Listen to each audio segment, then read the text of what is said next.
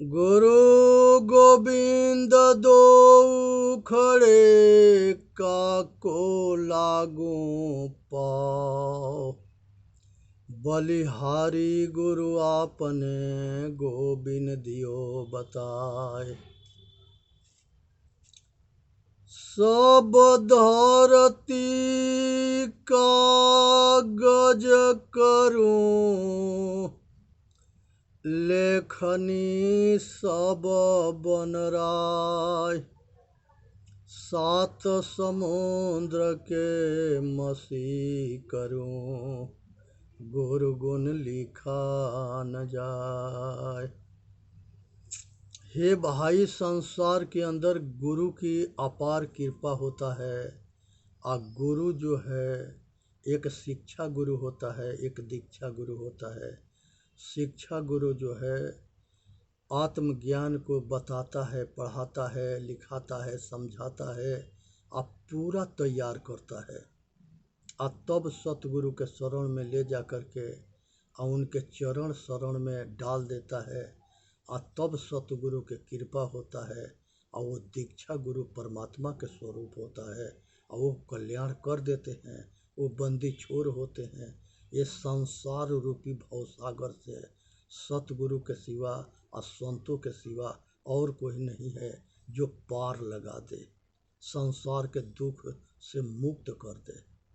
संसार, ये पूरी जिंदगी संसार है और ज्ञान जो है नौका है और सतगुरु खेवैया है। सतगुरु पार लगाते हैं। तो यहाँ पर ये चीज़ को समझना है कि मनुष्य जो है संसार, सतगुरु जगत गुरु शंकराचार्य के प्रश्नोत्तरी पाठ 2 है ये। यहाँ पर सतगुरु पूछते हैं कि संसार में निर्धन कौन है? जिसके पुण्य कर्म ना होता है वो दलिद्र घर में जन्म लेता है और बेसंस्कारी परिवार में जन्म लेता है और जीवन भर दुख भोगता है। कमाते कमाते मर जाता है। ना समय पर रोटी मिलता है, ना कपड़ा मिलता है, ना सुख शांति मिलता है। इसी के नाम निर्धनता है, गरीबी है। जीवन लाचार, विवश और मजबूर होकर कटता है।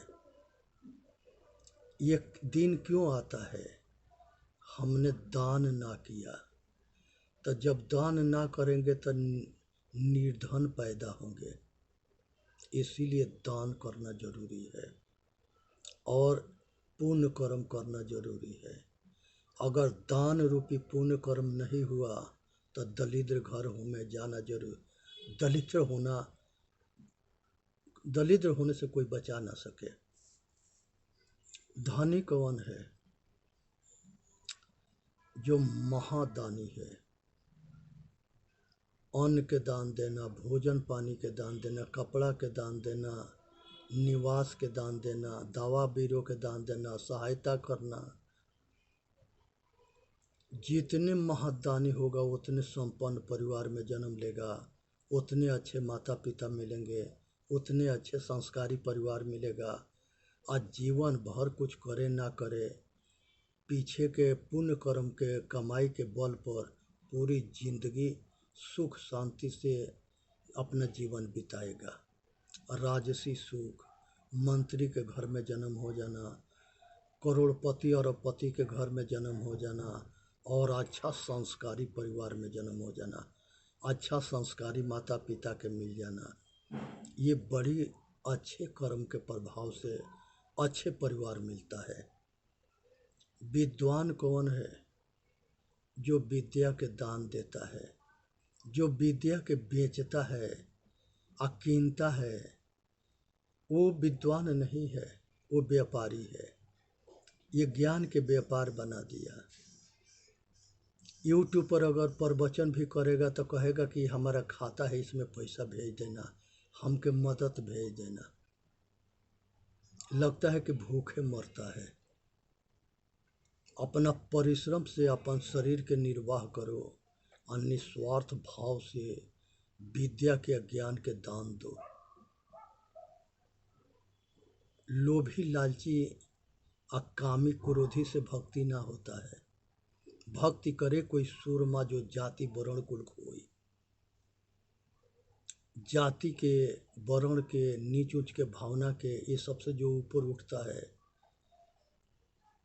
वही जा कर के परमारथ करता है, सेवा करता है, भक्ति करता है। भक्ति करे कोई सूरमा जो जाति वर्ण कुल खोई। बलवान कौन है? बलवान वह है जो निर्बल के, दीन दुखी के, मजबूर के, लाचार के, विवश के सहायता करता हो, वो बलवान है। और उसके अपना बल के अहंकार ना हो। सबके आगे मुस्कुरा के बात करना, सबके दुख सुख में शामिल होना, सबके सहायता करना, सबके अपने पुत्रवत व्यवहार करना, उसको बलवान कहते हैं।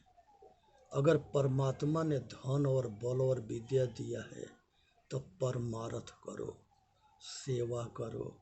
इससे बढ़ कर के कोई एक परमार्थ करोगे या सेवा करोगे तो क्या मिलेगा? दुआ मिलेगा, आशीर्वाद मिलेगा। संसार के अंदर सबसे बड़ा ताकत दुआ है, आशीर्वाद है।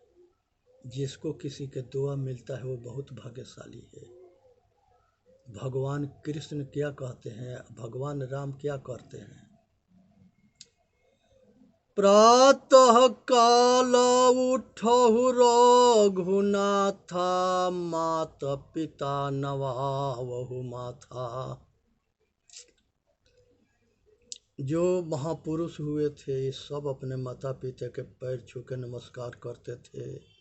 गुरुकुल में गुरु जी के और गुरु माता के पैर छू के नमस्कार करते थे। आज के लड़के अपने माता पिता के पैर छू के आशीर्वाद ना लेते हैं, इसीलिए बेसंस्कारी होते हैं और दुखी रहते हैं।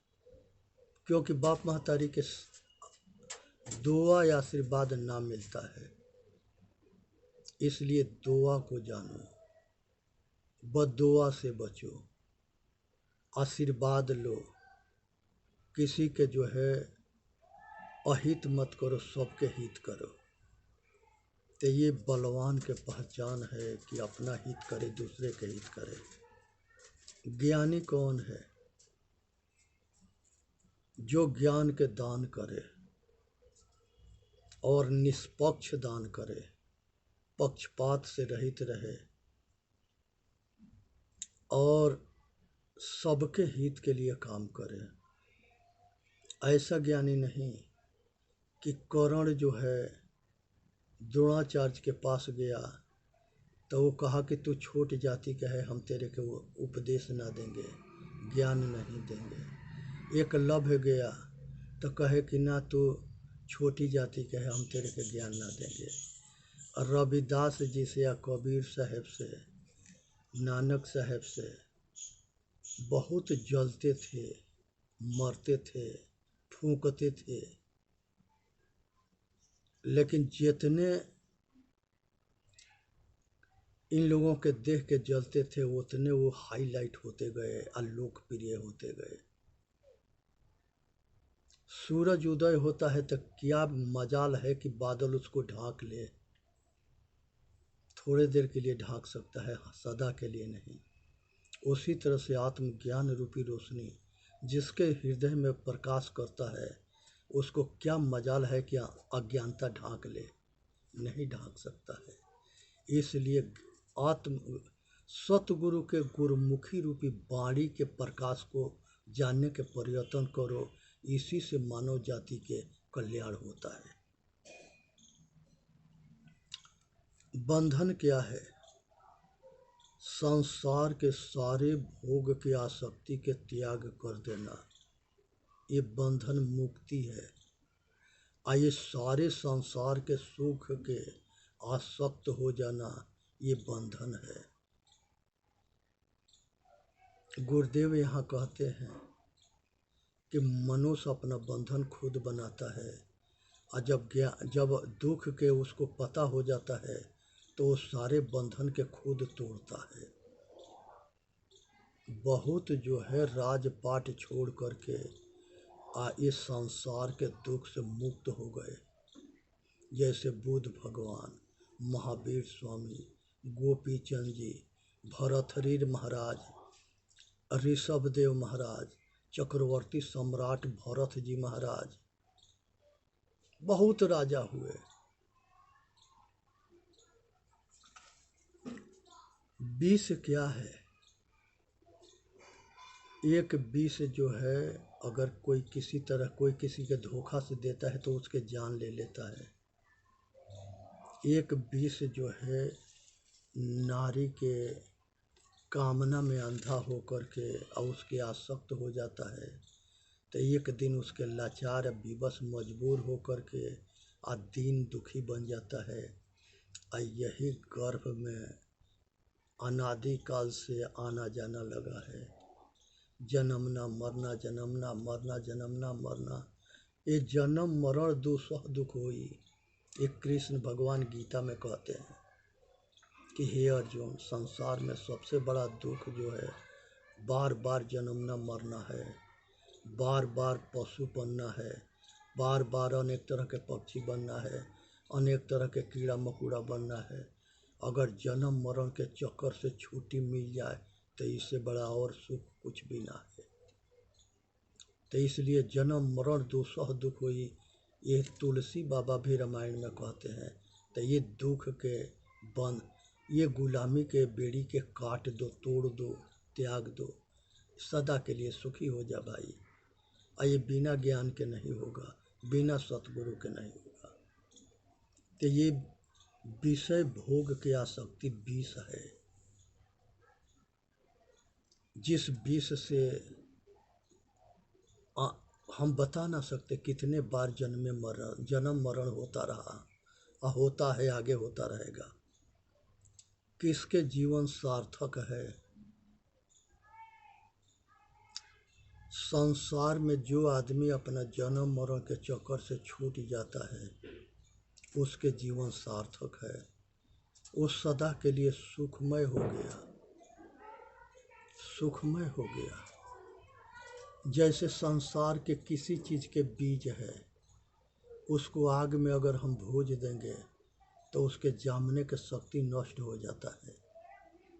आज ज़रूरत है कि हम अपने बुरे कर्म को त्याग दे, छोड़ दे, तो फिर हमारा जन्म मरण के चक्कर विकार मुक्त हो जाएंगे, तो हम बंधन मुक्त हो जाएंगे।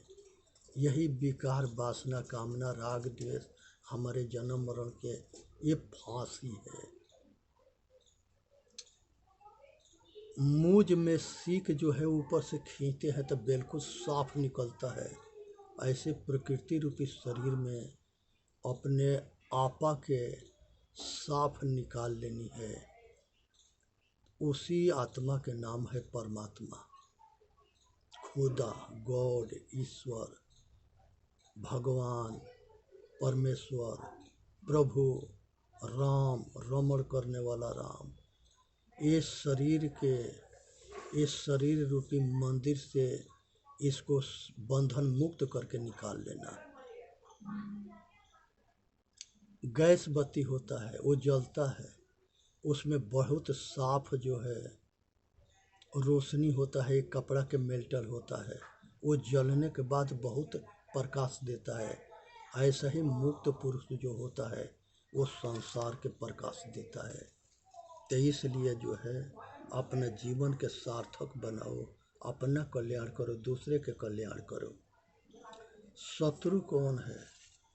शत्रु जो है दुर्गुण है, पाप कर्म का है, व्यभिचार है, काम, क्रोध, मद, लोभ, अहंकार, राग, द्वेष, तृष्णा, ये सब जो है दुर्गुण जो है हमारे शत्रु हैं, जो हमारे सतगुण को पतन करते हैं।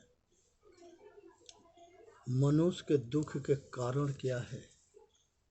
होश में ना रहना, बेहोश हो जाना, अहंकार हो जाना, सब कुछ के ये बेहोशी है। जैसे रावण के, कंस के, सहस्त्र अर्जुन के हुआ था, राजा होते हुए अपना पतन कर लिए।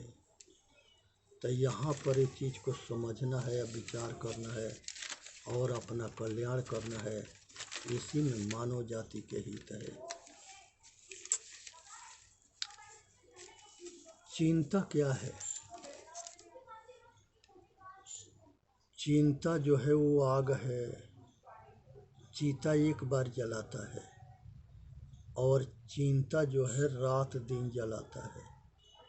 सतगुरु कहते हैं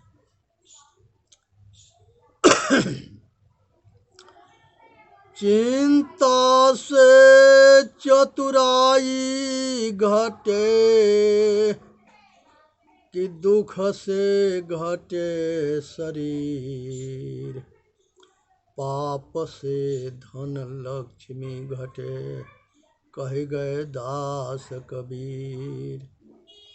चिंता से चतुराई घटती है, दुख से शरीर घटता है, पाप से धन लक्ष्मी घटती है। ये सतगुरु के उपदेश है। तो सतगुरु के उपदेश मानेंगे तो ये पतन से बचेंगे, ना तो मरेंगे। तो ये जो है जीते जी जलना, ये चिंता है। मरना पर एक बेर जलना हो, एक बेर जलन शरीर जलता है। ये शरीर जो है जीते जी रोज जलना, ये मरना से बढ़ कर के है। सत्य क्या है? सत्य जो है चेतन आत्मा है, जो अनादि पुरुष परमात्मा है। ये तीनों काल में एक जैसे रहता है। ये अखंड है, अविनाशी है, अजर अमर है। इसके कभी नाश ना होता है, ना ये परिवर्तन होता है। ये ज्ञान स्वरूप है, ये ज्ञान स्वरूप है।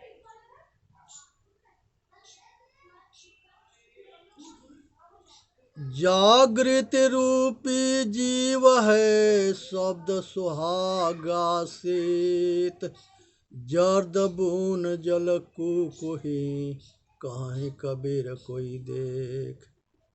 ये जागृत रूपी जीव है, शब्द सुहागा शीत, जर्द बून जल कुकुही, कहीं कबीर कोई देख। इसको विचार रूपी कसौटी से समझना पड़ता है। एक गूंगा है, उसको गुड़ दे दें तो वो क्या बताएगा?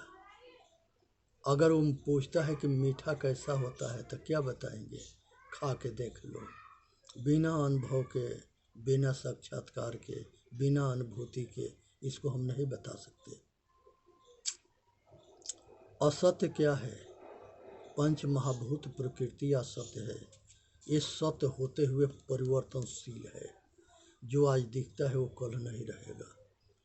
ये सत्य है प्रकृति, लेकिन ये परिवर्तनशील है, बदलती रहती है।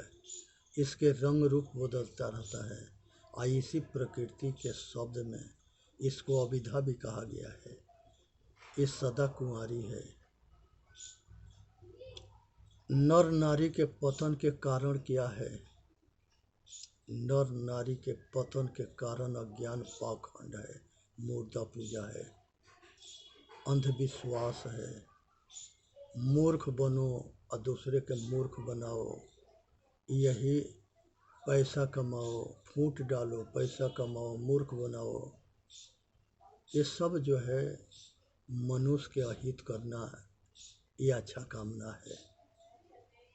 तो मनुष्य के पतन के कारण अंधविश्वास और पाखंड है। युधिष्ठिर जी, इस संसार के अंदर मनुष्य जो है अपने भाग्य के विधाता स्वयं है। आत्मयानुभव सो प्रकाशु अब बड़े भाग ओरे आवहु जासु। भगवान सेवरी से कहते हैं कि हे माता सेवरी, आपके सेवा से हम बड़ा प्रसन्न हुए और हमारे जैसे महापुरुष अगर किसी को मिलता है तो वो जो है आत्मा के बोध करा देता है, आत्मज्ञान करा देता है, तो आत्म बल होता है, आत्म साधन होता है, तो वो जन्म मरण के चक्कर से छूट जाता है। लेकिन पाखंडी क्या कहते हैं, मुर्दा के पूजा करो, अब मुर्दा के पैसा दे दो, हम स्वाहा कह देंगे हमारा हो जाएगा, और तू हाथ मलते हुए जा, तेरा भला होके या चाहे ना होके, उससे हमारा मतलब ना है। अपना काम बनते भाड़ में जाए जानते। हम लोग बिना मेहनत किए बात बना के कमाते खाते आए हैं। तो ये सब पाखंडियों से सावधान रहना है, बचना है, नहीं तो ये बर्बाद कर देंगे। चेतन जीव दुख मुक्त चैनल पर आके अपना कल्याण करे। बोलिए सतगुरुदेव की जय। साहेब बंदगी, साहेब बंदगी, साहेब बंदगी।